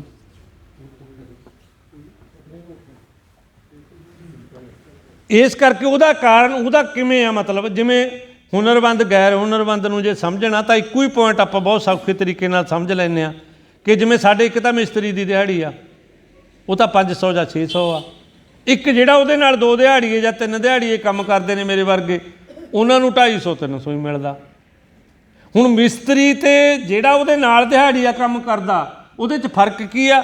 ਉਹਦੇ 'ਚ ਫਰਕ ਇਹੀ ਆ ਕਿ ਮਿਸਤਰੀ ਨੂੰ ਹੁਨਰਬੰਦ ਕਿਹਾ ਜਾਂਦਾ, ਉਹਨੂੰ ਹੁਨਰਬੰਦ ਉਹਦੇ ਪੈਸੇ ਦਿਹਾੜੀ ਮੰਨੀ ਜਾਂਦੀ ਆ। ਜਿਹੜੇ ਦਿਹਾੜੀਏ ਨੇ ਮਾਤੜ, ਉਹਨਾਂ ਨੂੰ ਗੈਰ ਹੁਨਰਬੰਦ ਮੰਨਿਆ ਜਾਂਦਾ। ਇਸ ਕਰਕੇ MSP ਦੇ ਵਿੱਚ ਸਾਨੂੰ ਖੇਤੀ ਦੇ ਵਿੱਚ ਜਿਹੜੇ ਕੰਮ ਕਰਨ ਵਾਲੇ ਲੋਕ ਆ, ਉਹਨਾਂ ਦੀ ਜਿਹੜੀ ਦਿਹਾੜੀ ਆ ਉਹ ਗੈਰ ਹੁਨਰਬੰਦ ਨਹੀਂ ਹੋਣੀ ਚਾਹੀਦੀ, ਹੁਨਰਬੰਦ ਹੋਣੀ ਚਾਹੀਦੀ ਆ। ਇੱਕ ਵਾਰ ਸਾਡੀ ਮੀਟਿੰਗ ਹੋਈ ਨੀਤੀ ਆਯੋਗ ਦੇ ਨਾਲ, ਮੈਂ ਉਹਨਾਂ ਨੂੰ ਇੱਕੋ ਹੀ ਸਵਾਲ ਕੀਤਾ ਸੀ, ਜਿਹੜਾ ਡਾਕਟਰ ਰਾਜੀਵ ਆ ਉਹਦਾ ਜਿਹੜਾ ਉਪ ਚੇਅਰਮੈਨ ਆ, ਕਿ ਟਰੈਕਟਰ ਚਲਾਉਣਾ, ਹਾਰਵੈਸਟਰ ਕੰਬਾਈਨ ਚਲਾਉਣੀ, ਲੇਜ਼ਰ ਲੇਬਰ ਚਲਾਉਣਾ, ਇਹ ਦੱਸੋ ਗੈਰ ਹੁਨਰਬੰਦ ਕਿਵੇਂ ਆ? ਜਿਹੜਾ ਬੱਚਾ ਟਰੈਕਟਰ ਚਲਾ ਰਿਹਾ, ਲੇਜ਼ਰ ਲੇਬਰ ਚਲਾ ਰਿਹਾ, ਜਿਹਨੂੰ ਆਪਾਂ ਕੰਪਿਊਟਰ ਕਰਾ ਕਹਿ ਦਿੰਦੇ ਹਾਂ, ਜਿਹੜਾ ਬੱਚਾ ਸਾਡਾ ਕੋਈ ਮਤਲਬ ਬੱਚਾ ਜਿਹੜਾ ਉਹ ਹਾਰਵੈਸਟਰ ਕੰਬਾਈਨ ਚਲਾ ਰਿਹਾ, ਉਹ ਪਰਾਂ ਗੈਰ ਹੁਨਰਬੰਦ ਕਿਵੇਂ ਆ? ਮੈਂ ਉਹਨਾਂ ਨੂੰ ਕਿਹਾ ਵੀ ਮੈਂ ਤਾਂ ਪਹਿਲਾਂ ਵਾਲੀ ਜਿਹੜੀ ਹਲ ਵਾਲੀ ਖੇਤੀ ਸੀ ਉਹਨੂੰ ਵੀ ਗੈਰ ਹੁਨਰਬੰਦ ਨਹੀਂ ਮੰਨਦਾ। ਉਹ ਮੈਨੂੰ ਕਹਿੰਦੇ ਕਿਉਂ ਨਹੀਂ ਮੰਨਦਾ? ਮੈਂ ਕਿਹਾ ਅਸੀਂ ਕਣਕ ਦਾ ਬੀਜ 700 ਗ੍ਰਾਮ ਕਿੱਲੇ ਦਾ ਸਰੋਂ ਦਾ ਬੀਜ 700 ਗ੍ਰਾਮ ਕਿੱਲੇ ਦਾ ਪਾਉਂਦੇ ਆ। ਮੈਂ ਕਿਹਾ ਸਾਡਾ ਇੱਕ ਜਿਹੜਾ ਵਧੀਆ ਹਾਲੀ ਸੀ ਉਹ 700 ਗ੍ਰਾਮ ਚੋਂ 2 ਚੁੰਡੀਆਂ ਬਚਾ ਦਿੰਦਾ ਸੀ। ਮੈਂ ਕਿਹਾ ਤੁਸੀਂ ਜਿੰਨੇ ਬੈਠੇ ਹੋ, ਜਿਹੜੇ ਮਤਲਬ ਡੈਸ 'ਤੇ ਬੈਠੇ ਹੋ, ਕੋਈ ਸੋਡੇ 'ਚੋਂ ਕੋਈ ਸਾਰੇ ਐਕਸਪਰਟ ਹੋ ਤੁਸੀਂ, ਤੁਹਾਡੇ ਨਾਲ ਡਾਕਟਰ ਤਾਂ ਸਾਰਿਆਂ ਨਾਲ ਹੀ ਲੱਗਿਆ ਹੋਇਆ, ਕੋਈ ਐਸਾ ਹੈ ਕਿ ਜੇ ਅਸੀਂ ਤੁਹਾਨੂੰ ਕਹਿ ਦਈਏ ਵੀ ਇੰਨੇ ਗੇੜਿਆਂ ਦੇ ਵਿੱਚ ਇੰਨਾ ਵੀ ਕੇਰ ਦਿਓਗੇ? ਉਹ ਕਹਿੰਦੇ ਨਾ ਇਹ ਨਹੀਂ ਕਰਦਾ। ਫਿਰ ਮੈਂ ਇਹ ਗੈਰ ਹੁਨਰਬੰਦ ਤਾਂ ਪਹਿਲਾਂ ਵਾਲੀ ਵੀ ਨਹੀਂ ਸੀ ਯਾਰ, ਔਰ ਹੁਣ ਵਾਲੀ ਨੂੰ ਤਾਂ ਤੁਸੀਂ ਗੈਰ ਹੁਨਰਬੰਦ ਕਹਿ ਹੀ ਨਹੀਂ ਸਕਦੇ। ਇਸ ਕਰਕੇ ਇੱਕ ਚੀਜ਼ ਸਾਨੂੰ MSP ਦੇ ਵਿੱਚ ਜਿਹੜਾ ਸਾਡੀ ਲੇਬਰ ਜੋੜੀ ਜਾਂਦੀ ਆ, ਉਸ ਲੇਬਰ ਨੂੰ ਸਾਨੂੰ ਹੁਨਰਬੰਦ ਲੇਬਰ ਦਾ ਜਿਹੜਾ ਸਾਨੂੰ ਪੇਮੈਂਟ ਆ ਜਿਹੜੀ ਉਹ ਮਿਲਣੀ ਚਾਹੀਦੀ ਆ। ਔਰ ਇੱਕ ਇਹਦੇ 'ਚ ਪੁਆਇੰਟ ਜਿਹੜਾ ਬਣ ਸਕਦਾ MSP ਦੇ ਨਾਲ, ਉਹ ਇਹ ਬਣ ਸਕਦਾ ਕਿ ਸਾਡੇ 'ਤੇ ਇਹਨਾਂ ਨੇ ਇੱਕ ਕਾਨੂੰਨ ਤਾਂ ਥੋਪਤਾ ਵੀ ਯਾਰ ਤੁਸੀਂ ਉਹ ਕਰਦੇ ਹੋ, ਪਰਾਲੀ ਨੂੰ ਅੱਗ ਲਾ ਕੇ ਪੋਲੂਸ਼ਨ ਪੈਦਾ ਕਰਦੇ ਹੋ। ਅਸੀਂ ਕਹਿੰਦੇ ਹਾਂ ਕਿ 1 ਸਾਲ ਦੇ ਵਿੱਚ ਸਾਡੀ ਫਸਲ ਜਿੰਨੀ ਕਾਰਬਨ ਡਾਈਆਕਸਾਈਡ ਨੂੰ ਸੋਖ ਕੇ ਆਕਸੀਜਨ ਦੇ ਵਿੱਚ ਕਨਵਰਟ ਕਰਦੀ ਆ, ਉਹਦਾ ਮੁਆਵਜ਼ਾ ਸਾਨੂੰ ਮਿਲਣਾ ਚਾਹੀਦਾ। ਔਰ ਇੰਡਸਟਰੀ ਦੇ ਨਾਲ, ਇੰਡਸਟਰੀ ਦੇ ਪੋਲੂਸ਼ਨ ਦੇ ਨਾਲ ਸਾਡਾ ਜਿੰਨਾ ਉਤਪਾਦਨ ਘਟਦਾ, ਉਹਦਾ ਮੁਆਵਜ਼ਾ ਵੀ ਸਾਨੂੰ ਕਿਸਾਨਾਂ ਨੂੰ ਮਿਲਣਾ ਚਾਹੀਦਾ। ਉਹਦੇ 'ਚ ਮਤਲਬ ਇੱਕ ਸਾਇੰਟਿਸਟ ਨੇ ਸਾਗਰ ਧਾਰਾ ਕਰਕੇ ਹੈਦਰਾਬਾਦ ਦੇ, ਉਹਨਾਂ ਨੇ ਇੱਕ ਕੈਲਕੂਲੇਸ਼ਨ ਕਰਕੇ ਸਾਨੂੰ ਦਿੱਤੀ ਸੀ ਕਿ 1,20,000 ਕਰੋੜ ਰੁਪਏ ਦਾ ਮੁਆਵਜ਼ਾ ਤੁਹਾਡਾ ਫਾਰਮਰ ਕਮਿਊਨਿਟੀ ਦਾ ਬਣਦਾ ਸੈਂਟਰ ਸਰਕਾਰ ਵੱਲ। ਇਹ ਭਾਵੇਂ ਤੁਸੀਂ ਜਿੰਨਾ ਮਰਜ਼ੀ ਪਿੱਛੇ ਤੋਂ ਲੈ ਲਓ, ਤੁਹਾਡੇ ਸਾਰੇ ਕਰਜ਼ੇ ਕੁਰਜ਼ੇ ਲੈ ਜਾਣਗੇ ਇਹਦੇ ਨਾਲ। ਇਹ ਕੁਛ ਗੱਲਾਂ ਨਵੀਆਂ ਕਿ ਸਾਨੂੰ ਕਾਰਬਨ ਕ੍ਰੈਡਿਟ ਮਿਲੇ, ਔਰ ਸਾਨੂੰ ਜਿਹੜਾ ਇੰਡਸਟਰੀ ਸਾਡੇ ਇਸ ਨੂੰ ਡਿਸਟਰਬ ਕਰਦੀ ਆ, ਜਿਹਦੇ ਨਾਲ ਸਾਡਾ ਉਤਪਾਦਨ ਘਟਦਾ, ਉਹ ਚੀਜ਼ ਆ ਜਿਹੜੀ ਉਹਦਾ ਵੀ ਸਾਨੂੰ ਮੁਆਵਜ਼ਾ ਮਿਲੇ। ਔਰ ਕਈ ਥਾਵਾਂ 'ਤੇ ਤਾਂ ਜਿਵੇਂ ਇਹ ਸਾਂਭੇ ਤੋਂ ਜੰਮੂ ਕਸ਼ਮੀਰ ਤੋਂ ਆਏ ਨੇ ਸਾਡੇ ਸਾਥੀ, ਇਹਨਾਂ ਦੇ ਬਿਲਕੁਲ ਨੇੜੇ ਮਤਲਬ ਬਹੁਤ ਵਧੀਆ ਇੱਕ ਏਰੀਆ ਸੀ ਜਿੱਥੇ ਸਬਜ਼ੀ ਦੀ ਖੇਤੀ ਹੁੰਦੀ ਸੀ, ਉਹਦੇ ਨਾਲ ਹੀ ਇਹਨਾਂ ਦੇ ਇੱਕ ਇੰਡਸਟਰੀਅਲ ਪਾਰਕ ਬਣ ਗਿਆ। ਔਰ ਉਹਨਾਂ ਨੇ ਇੰਨਾ ਜ਼ਿਆਦਾ ਇੰਡਸਟਰੀਅਲ ਵਾਲਿਆਂ ਨੇ ਇੰਨਾ ਪੋਲਿਊਸ਼ਨ ਪੈਦਾ ਕਰਤਾ, ਉੱਥੇ ਹੁਣ ਮੋਟੇ ਪੱਤੇ ਵਾਲੀ ਕੋਈ ਜਿਵੇਂ ਗੋਭੀ ਵਗੈਰਾ ਕੋਈ ਸਬਜ਼ੀ ਹੁੰਦੀ ਹੀ ਨਹੀਂ, ਬੰਦ ਹੀ ਹੋ ਗਈ। ਹੁਣ ਉਹ ਲੋਕਾਂ ਦਾ ਕਿੱਤੇ ਹੀ ਬੰਦ ਹੋ ਗਿਆ ਸਬਜ਼ੀ ਵਾਲਾ। ਇਸ ਕਰਕੇ ਅਸੀਂ ਕਹਿੰਦੇ ਆ ਕਿ ਜੋ ਇੰਡਸਟਰੀ ਸਾਡਾ ਨੁਕਸਾਨ ਕਰਦੀ ਆ ਉਹਦੀ ਵੀ ਭਰਪਾਈ ਸਾਨੂੰ ਹੋਣੀ ਚਾਹੀਦੀ ਆ। ਇਸ ਕਰਕੇ MSP ਦੇ ਨਾਲ ਨਾਲ ਸਾਨੂੰ ਇਹ 2-3 ਮੁੱਦੇ ਨਵੇਂ ਜੋੜਨੇ ਚਾਹੀਦੇ ਨੇ ਤਾਂ ਕਿ ਸਾਨੂੰ ਆਪਣਾ ਸਹੀ ਹੱਕ ਆ ਜਿਹੜਾ ਉਹ ਮਿਲੇ। ਔਰ ਲਾਸਟ ਦੇ ਵਿੱਚ ਮੈਂ ਇਹੀ ਕਹਿਣਾ ਚਾਹੂੰਗਾ ਕਿ ਜਿੰਨੇ ਵੀ ਸਾਡੇ ਇਹ ਪੈਂਡਿੰਗ ਇਸ਼ੂ ਨੇ ਔਰ ਖੇਤੀ ਦਾ ਡਿਜ਼ਾਈਨ ਬਦਲਣ ਦੇ ਲਈ 50% ਬਜਟ, ਲੋਕਾਂ ਦੀ ਸਮਾਜਿਕ ਸੁਰੱਖਿਆ ਦੀ ਗਰੰਟੀ ਔਰ ਕੋਆਪਰੇਟਿਵ ਖੇਤੀ ਵੱਲ ਅੱਗੇ ਵਧਣਾ, ਇਹ ਸਾਡੇ ਲਈ ਅਹਿਮ ਆ। ਕੋਆਪਰੇਟਿਵ ਖੇਤੀ ਵੱਲ ਅੱਗੇ ਵਧਣ ਦੇ ਲਈ ਸਭ ਤੋਂ ਬੜਾ ਸਾਡੇ ਸਾਹਮਣੇ ਇੱਕ ਸਮੱਸਿਆ ਆਉਂਦੀ ਆ ਜਿਹੜੀ ਉਹ ਆਉਂਦੀ ਆ ਕੋਆਪਰੇਟਿਵ ਦੇ 22 ਲਾ ਬਦਲਣੇ। ਕਿਉਂਕਿ ਜਿਹੜਾ ਅੱਜ ਦਾ ਕੋਆਪਰੇਟਿਵ ਆ ਇੰਡੀਆ ਦਾ, ਇਹ ਨਹਿਰੂ ਲੈ ਕੇ ਆਏ ਸੀਗੇ, ਇਹਨਾਂ ਨੇ ਨਕਲ ਕੀਤੀ ਸੀ ਰੂਸ ਦੀ, ਇਹ ਰਸ਼ੀਆ ਦੀ ਨਕਲ ਦੀ ਤਰਜ਼ 'ਤੇ ਚੱਲਣ ਵਾਲਾ ਕੋਆਪਰੇਟਿਵ ਆ ਜਿਹੜਾ ਅੱਜ ਦਾ, ਜਿਹਦੇ 'ਚ ਜਿਹੜੇ ਸਾਰੇ ਅਧਿਕਾਰ ਨੇ ਜਾਂ ਤਾਂ ਉਹ ਅਫਸਰਸ਼ਾਹੀ ਕੋਲ ਨੇ ਜਾਂ ਪੋਲੀਟੀਕਲ ਲੋਕਾਂ ਕੋਲ ਨੇ। ਜਿਹੜੀ ਸਾਡੀ ਕਮੇਟੀ ਆ ਕੋਆਪਰੇਟਿਵ ਦੀ, ਉਹਦੇ ਕੋਲ ਕੋਈ ਖਾਸ ਅਧਿਕਾਰ ਨਹੀਂ ਹੈਗੇ। ਇੱਥੋਂ ਤੱਕ ਵੀ ਆ ਵੀ ਕੋਆਪਰੇਟਿਵ ਦੀ ਕਮੇਟੀ ਆਪਦੇ ਸੈਕਟਰੀ ਨੂੰ ਬਦਲਣ ਦਾ ਅਧਿਕਾਰ ਵੀ ਨਹੀਂ ਰੱਖਦੀ।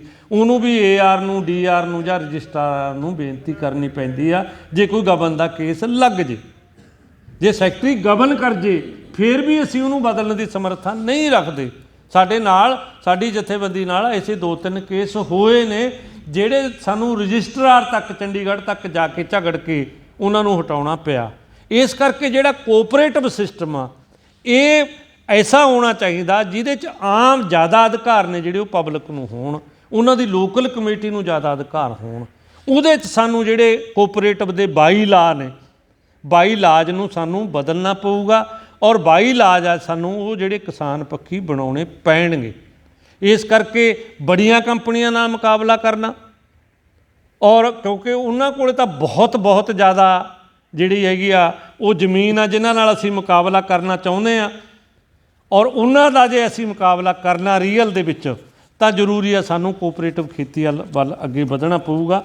ਔਰ ਕੋਈ ਕੋਆਪਰੇਟਿਵ ਖੇਤੀ ਵੱਲ ਅੱਗੇ ਵਧਣ ਦੇ ਵਿੱਚ ਸਾਨੂੰ ਕੋਈ ਜਿਹੜੀ ਪਰੇਸ਼ਾਨੀ ਆਊਗੀ ਉਹ ਥੋੜ੍ਹੀ ਮੋਟੀ ਇਹੀ ਆ, ਹੋਰ ਕੋਈ ਜ਼ਿਆਦਾ ਸਾਨੂੰ, ਜੇ ਅਸੀਂ ਕੋਆਪਰੇਟਿਵ ਦੇ ਲਾ ਅਮੈਂਡ ਕਰ ਜਾਂਦੇ ਹਾਂ ਤਾਂ ਸਾਨੂੰ ਕੋਈ ਜ਼ਿਆਦਾ ਪਰੇਸ਼ਾਨੀ ਵਾਲੀ ਗੱਲ ਆ ਜਿਹੜੀ ਉਹ ਨਹੀਂ ਆਉਣੀ।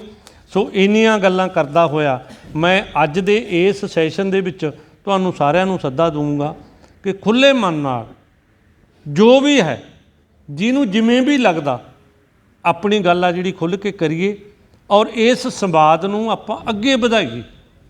ਇਸ ਸੰਵਾਦ ਨੂੰ ਆਪਾਂ ਪਿੰਡ ਲੈ ਕੇ ਜਾਈਏ, ਸੱਥਾਂ ਦੇ ਵਿੱਚ ਬੈਠ ਕੇ ਆਪਾਂ ਆਮ ਪਬਲਿਕ ਦੇ ਨਾਲ ਇਹ ਚਰਚਾ ਕਰੀਏ। ਫਿਰ ਜਾ ਕੇ ਸਾਡੀ ਜਿਹੜੀ ਕਿਸਾਨ ਮੂਵਮੈਂਟ ਆ ਉਹਦੀ ਡਾਇਰੈਕਸ਼ਨ ਵੀ ਸਿੱਧੀ ਹੋ ਜੂਗੀ। ਔਰ ਨਹੀਂ ਤਾਂ ਫਿਰ ਸਾਡੇ ਵਾਲਿਆਂ ਨੂੰ ਵੀ ਪ੍ਰੋਬਲਮ ਆਉਣ ਵਾਲੇ ਸਮੇਂ 'ਚ ਆਉਣੀ ਆ ਵੀ ਅਸੀਂ ਵੀ ਲਾ ਪਾ ਕੇ ਗੇੜਾ ਜਾ ਦੇ ਕੇ, ਕੁਛ ਜਥੇਬੰਦੀਆਂ ਵਾਲੇ ਬੈਠੇ ਨੇ ਗੁੱਸਾ ਨਾ ਕਰਨ, ਸਾਨੂੰ ਵੀ ਫਿਰ ਉਹਨਾਂ ਲੀਡਰਾਂ ਵਾਂਗੂ ਲੀਡਰ ਬਣਨ ਵਾਲਾ ਚੱਕਰ 'ਚ ਪੈ ਜਾਂਦੇ ਹਾਂ ਅਸੀਂ ਵੀ। ਫਿਰ ਆ ਕੇ ਸਾਨੂੰ ਵੀ ਲੱਗਣ ਲੱਗ ਜਾਂਦਾ ਵੀ ਯਾਰ ਨਹੀਂ, ਮਸਲਾ ਤਾਂ ਵੋਟਾਂ ਰਾਹੀਂ ਹੱਲ ਹੋਊਗਾ। ਅੱਜ ਤੱਕ ਸਮਾਜ ਦੇ ਵਿੱਚ ਜਿੰਨੀਆਂ ਵੀ ਵੱਡੀਆਂ ਤਬਦੀਲੀਆਂ ਹੋਈਆਂ ਨੇ, ਚਾਹੇ ਸਾਡੇ ਆਜ਼ਾਦੀ ਦੀ ਦੇਖ ਲਓ ਤੁਸੀਂ, ਕਿਸੇ ਪਾਰਟੀ ਨੇ ਨਹੀਂ ਕਰੀ। ਕਿਸੇ ਚੋਣਾਂ ਰਾਹੀਂ ਕੋਈ ਤਬਦੀਲੀ ਕਿਤੇ ਵੀ ਨਹੀਂ ਹੋਈ ਦੁਨੀਆ ਦੇ ਵਿੱਚ। ਦੁਨੀਆ ਦੇ ਵਿੱਚ ਜਿੰਨੀਆਂ ਵੀ ਵੱਡੀਆਂ ਤਬਦੀਲੀਆਂ ਹੋਈਆਂ ਨੇ ਉਹ ਉਦੋਂ ਹੋਈਆਂ ਨੇ ਜਦੋਂ ਪਬਲਿਕ ਨੇ ਤਬਦੀਲੀ ਲਿਆਉਣ ਲਈ ਮਨ ਬਣਾ ਲਿਆ, ਜਦੋਂ ਪਬਲਿਕ ਉਸ ਤਬਦੀਲੀ ਲਈ ਤਿਆਰ ਹੋ ਕੇ ਮੈਦਾਨ ਦੇ ਵਿੱਚ ਆ ਗਈ। ਇਸ ਕਰਕੇ ਜਿਹੜਾ ਸਾਡੇ ਸਾਹਮਣੇ ਅੱਜ ਸੰਕਟ ਆ, ਇਹ ਜ਼ਿੰਦਗੀ ਮੌਤ ਦਾ ਸੰਕਟ ਆ। ਅਗਰ ਮੈਂ ਅੱਜ ਇਸ ਸਟੇਜ ਤੋਂ ਤੁਹਾਨੂੰ ਇਹ ਗੱਲ ਕਹਿ ਕੇ ਆਪਣੀ ਗੱਲ ਬੰਦ ਕਰੂੰਗਾ ਕਿ 2030 ਤੱਕ ਹੀ ਇਹ ਖੇਤੀ ਹੋਊਗੀ, ਮੇਰੀ ਗੱਲ ਅੱਜ ਯਾਦ ਰੱਖ ਲਿਓ ਮਸਤੂਆਣੇ ਦੀ ਧਰਤੀ 'ਤੇ, 2030 ਤੋਂ ਬਾਅਦ ਇਸ ਖੇਤੀ ਦੇ ਉੱਤੇ ਬਹੁਤ ਵੱਡਾ ਸੰਕਟ ਆ ਜਿਹੜਾ ਉਹ ਆ ਜਾਊਗਾ। ਔਰ ਜਿਹਦੇ ਤੋਂ ਬਾਅਦ ਅਗਰ ਅਸੀਂ ਅੱਜ ਹੁਣ ਨਾ ਇਹਨੂੰ ਤਬਦੀਲ ਕੀਤਾ ਤਾਂ ਆਉਣ ਵਾਲੇ ਸਮੇਂ ਦੇ ਵਿੱਚ ਸਾਨੂੰ ਇਹਦੇ 'ਚ ਤਬਦੀਲ ਕਰਨ ਦੇ ਵਿੱਚ ਵੀ ਬਹੁਤ ਸਾਨੂੰ ਮਿਹਨਤ ਕਰਨੀ ਪਊਗੀ, ਬਹੁਤ ਸਾਨੂੰ ਚੱਕਰ ਪੈਣਗੇ। ਇਸ ਕਰਕੇ ਜਿਹੜਾ ਵਾਤਾਵਰਨ ਦੀ ਤਬਦੀਲੀ ਆ ਉਹ ਇੰਨੀ ਤੇਜ਼ ਰਫ਼ਤਾਰ ਨਾਲ ਅੱਗੇ ਵਧ ਰਹੀ ਆ ਕਿ ਜਿਹੜੇ ਲੋਕ ਕਹਿੰਦੇ ਸੀ ਕਿ ਸਾਡੇ ਗਰਮੀ ਅਸੀਂ ਜਾਣਦੇ ਹੀ ਨਹੀਂ, ਉਹਨਾਂ ਲੋਕਾਂ ਨੂੰ 49.6 ਡਿਗਰੀ ਸੈਲਸੀਅਸ ਤੱਕ ਦਾ ਟੈਂਪਰੇਚਰ ਦੇਖਣਾ ਪੈ ਗਿਆ। ਜਿੱਥੇ ਕੋਈ ਮਤਲਬ ਕੂਲਰ ਨੂੰ ਨਹੀਂ ਸੀ ਲੋਕ ਜਾਣਦਾ, ਉੱਥੇ 50 ਦੀ ਡਿਗਰੀ ਤੇ ਟੈਂਪਰੇਚਰ ਆ ਗਿਆ। ਔਰ ਤੁਸੀਂ ਇਹ ਦੇਖੋ ਕਿ ਬ੍ਰਿਟਿਸ਼ ਕੋਲੰਬੀਆ ਇੱਕ ਐਸੀ ਸਟੇਟ ਆ ਕੈਨੇਡਾ ਦੀ, ਜਿਹੜੀ ਕੈਨੇਡਾ ਦੀ ਸਭ ਤੋਂ ਵਧੀਆ ਨੰਬਰ 1 ਸਟੇਟ, ਜਿਵੇਂ ਅਸੀਂ ਪੰਜਾਬ ਨੰਬਰ 1 ਮੰਨੇ ਜਾਂਦੇ ਸੀ, ਐਸੀ ਸਟੇਟ ਆ ਜਿਹਦੇ 'ਚ ਪਹਿਲਾਂ ਟੈਂਪਰੇਚਰ ਵਧਿਆ, ਉਦੋਂ ਬਾਅਦ 2 ਫਲੱਡ ਆਈਆਂ। ਹੁਣ ਲਗਾਤਾਰ ਰਾਤ ਵੀ ਮੇਰੀ ਗੱਲ ਹੋਈ ਸੀ ਕਿ 3-3 ਫੁੱਟ ਤੱਕ ਸਨੋਫਾਲ ਪੈ ਗਈ, ਹਾਲਾਂਕਿ ਮੌਸਮ ਵਿਭਾਗ ਨੇ ਦੱਸਿਆ ਨਹੀਂ ਸੀ ਵੀ ਇੰਨੀ ਸਨੋਫਾਲ ਪੈਣ ਵਾਲੀ ਆ। ਇਸ ਕਰਕੇ ਜਿਹੜਾ ਕੁਦਰਤ ਦਾ ਵਿਵਹਾਰ ਆ ਉਹ ਬਹੁਤ ਤੇਜ਼ੀ ਦੇ ਨਾਲ ਬਦਲ ਰਿਹਾ। ਔਰ ਅੱਜ ਵੀ ਦੇਖੋ ਕਈ ਥਾਵਾਂ 'ਤੇ ਗੜੇ ਪਏ ਨੇ, ਨਾਲੋਂ ਨਾਲ ਹੀ ਪੈ ਗਏ। ਮੈਨੂੰ ਮਾਨਸਾ ਵਾਲਿਆਂ ਨੇ ਦੱਸਿਆ ਵੀ ਜਦੋਂ ਅਸੀਂ ਆਪਣਾ ਬੜਬਰ ਆਏ ਹਾਂ ਤਾਂ ਗੜੇ ਪੈ ਗਏ, ਸਾਨੂੰ ਖੜਨਾ ਪੈ ਗਿਆ, ਗੱਡੀ ਰੋਕਣੀ ਪੈ ਗਈ। ਬਹਾਦਰਪੁਰ ਵਾਲੇ ਵਿਚਾਰੇ ਡਰ ਗਏ ਵੀ ਕਿਤੇ ਸਾਡੇ ਵੀ ਨਾ ਆਉਣ। ਇਹਨਾਂ ਨਾਲ ਦੀ ਨਾਲ ਫੋਨ ਕਰਕੇ ਪੁੱਛਿਆ ਵੀ ਆਪਣੇ ਤਾਂ ਨਹੀਂ ਪਏ? ਉਹ ਕਹਿੰਦੇ ਨਹੀਂ, ਆਪਣੇ ਨਹੀਂ ਪਏ। ਮਤਲਬ ਇਹ ਜਿਹੜੀ ਮੌਸਮ ਦੀ ਤਬਦੀਲੀ ਆ, ਇਹਨੇ ਸਾਡੀ, ਕਿਉਂਕਿ ਜਿਹੜੀ ਕਾਰਖਾਨੇ ਵਾਲਾ ਤਾਂ ਅੰਦਰ ਬਹਿ ਕੇ ਕੰਮ ਕਰ ਲੂ, ਸਾਥੋਂ ਖੇਤੀ ਅਸੀਂ ਢੱਕ ਨਹੀਂ ਸਕਦੇ, ਨਾ ਇਹ 'ਤੇ ਸ਼ੈੱਡ ਲਾ ਸਕਦੇ ਹਾਂ। ਖੇਤੀ ਨੂੰ ਭਾਵੇਂ ਲੱਖ ਕਹੀ ਜਾਈਏ ਵੀ ਅਸੀਂ ਹੁਣ ਕੁਦਰਤ 'ਤੇ ਨਿਰਭਰ ਨਹੀਂ, ਖੇਤੀ ਹਮੇਸ਼ਾ ਕੁਦਰਤ ਦੇ ਨਾਲ ਜੁੜੀ ਹੋਈ ਆ, ਕੁਦਰਤ 'ਤੇ ਨਿਰਭਰ ਰਹੀ ਆ ਅਤੇ ਰਹੂਗੀ। ਇਸ ਕਰਕੇ ਕੁਦਰਤ ਦੇ ਨਾਲ ਜਿਹੜਾ ਸਾਡਾ ਨਾਤਾ, ਉਹ ਜਿੰਨਾ ਚਿਰ ਅਸੀਂ ਠੀਕ ਨਹੀਂ ਕਰਦੇ, ਉਹਨਾਂ ਚਿਰ ਅਸੀਂ ਕੁਦਰਤੀ ਖੇਤੀ ਵੱਲ ਵੀ ਨਹੀਂ ਅੱਗੇ ਵੱਧ ਸਕਦੇ। ਕੁਦਰਤੀ ਖੇਤੀ ਵੱਲ ਅੱਗੇ ਵੱਧ ਗਏ ਅਸੀਂ ਤਾਂ ਅਸੀਂ ਜਲਵਾਯੂ ਤਬਦੀਲੀ ਦੇ ਮਸਲੇ ਨੂੰ 50% ਤੱਕ ਹੱਲ ਕਰਨ ਤੱਕ ਕਾਮਯਾਬ ਹੋ ਜਾਵਾਂਗੇ। ਉਹਦੀ ਵਜ੍ਹਾ ਹੀ ਇੱਕ ਆ ਕਿ ਜਦੋਂ ਅਸੀਂ ਫਰਟੀਲਾਈਜ਼ਰ ਨਹੀਂ ਖਰੀਦਾਂਗੇ ਤਾਂ ਉਹ ਕਾਰਖਾਨੇ ਬੰਦ ਹੋ ਜਾਣਗੇ। ਜਦੋਂ ਅਸੀਂ ਇਨਸੈਕਟੀਸਾਈਡ, ਪੈਸਟੀਸਾਈਡ, ਵੀਡੀਸਾਈਡ ਨਹੀਂ ਖਰੀਦਾਂਗੇ, ਉਹ ਵੀ ਕਾਰਖਾਨੇ ਬੰਦ ਹੋ ਜਾਣਗੇ। ਜਦੋਂ ਅਸੀਂ ਘੱਟੋ ਘੱਟ ਉਹ ਮਸ਼ੀਨਰੀ ਖਰੀਦਾਂਗੇ ਕੋਆਪਰੇਟਿਵ ਦੇ ਵਿੱਚ ਕਿ ਇੱਕ ਪਿੰਡ ਨੂੰ 2 ਟਰੈਕਟਰ ਹੀ ਸਫੀਸ਼ੈਂਟ ਨੇ, ਜ਼ਿਆਦਾ ਦੀ ਲੋੜ ਨਹੀਂ, ਤਾਂ ਉਹਨਾਂ ਦੇ ਵੀ ਪ੍ਰੋਫਿਟ ਹੈਗੇ ਜਿਹੜੇ ਉਹ ਹੱਲਣਗੇ। ਉਹ ਸਾਰੀਆਂ ਚੀਜ਼ਾਂ ਦੀ ਬਚਤ ਆ ਜਿਹੜੀ ਉਹ ਸਾਡੇ ਵਾਲੇ ਪਾਸੇ ਆਊਗੀ। ਔਰ ਇਹਦੇ ਨਾਲ ਅਗਰ ਅਸੀਂ ਐਗਰੋ ਇੰਡਸਟਰੀ ਨੂੰ ਵੀ ਕੋਆਪਰੇਟਿਵ ਦੇ ਦਾਇਰੇ ਵਿੱਚ ਲੈ ਕੇ ਆ ਜਾਈਏ ਤਾਂ ਸਾਡੇ ਬੱਚਿਆਂ ਨੂੰ ਕੋਈ ਅਮਰੀਕਾ, ਕੈਨੇਡਾ, ਆਸਟ੍ਰੇਲੀਆ, ਨਿਊਜ਼ੀਲੈਂਡ ਜਾਣ ਦੀ ਜ਼ਰੂਰਤ ਨਹੀਂ ਹੈਗੀ। ਉਹਨਾਂ ਨੂੰ ਉਹੀ ਜਿਹੀ ਜੋਬ ਅਸੀਂ ਉਰੇ ਬਣਾ ਕੇ ਦੇ ਸਕਦੇ ਹਾਂ। ਉਹ ਵੀ ਤਾਂ ਲੋਕ ਹੀ ਨੇ ਜਿਨ੍ਹਾਂ ਨੇ ਉਹਨਾਂ ਨੂੰ ਉਹੀ ਜਿਹੀ ਜੋਬ ਬਣਾ ਕੇ ਦਿੱਤੀ ਆ, ਅਸੀਂ ਵੀ ਦੇ ਸਕਦੇ ਹਾਂ। ਸੋ ਮੈਂ ਤੁਹਾਡਾ ਬਹੁਤ ਸਾਰਾ ਟਾਈਮ ਲੈ ਲਿਆ, ਖਿਮਾ ਚਾਹੁੰਦਾ ਜੇ ਕਿਸੇ 'ਤੇ ਕੋਈ ਮਾੜੀ ਮੋਟੀ ਗੱਲ ਇੱਧਰ ਉੱਧਰ ਬੋਲਣ ਵੇਲੇ ਨਿਕਲ ਜਾਂਦੀ ਹੈ। ਕਈ ਵਾਰ ਗੁੱਸਾ ਨਹੀਂ ਕਰਨਾ, ਆਪਣੀ ਗੱਲ ਨੂੰ ਲੌਜੀਕਲ ਢੰਗ ਨਾਲ ਪੇਸ਼ ਕਰਨ ਦੀ ਕੋਸ਼ਿਸ਼ ਕਰਨੀ ਆ। ਇਹਨਾਂ ਕਹਿੰਦਾ ਹੋਇਆ ਮੈਂ ਤੁਹਾਡਾ ਸਾਰਿਆਂ ਦਾ ਧੰਨਵਾਦ ਕਰਦਾ ਔਰ ਫਤਿਹ ਅਰਜ਼ ਕਰਦਾ। ਵਾਹਿਗੁਰੂ ਜੀ ਕਾ ਖਾਲਸਾ, ਵਾਹਿਗੁਰੂ ਜੀ ਕੀ ਫਤਿਹ।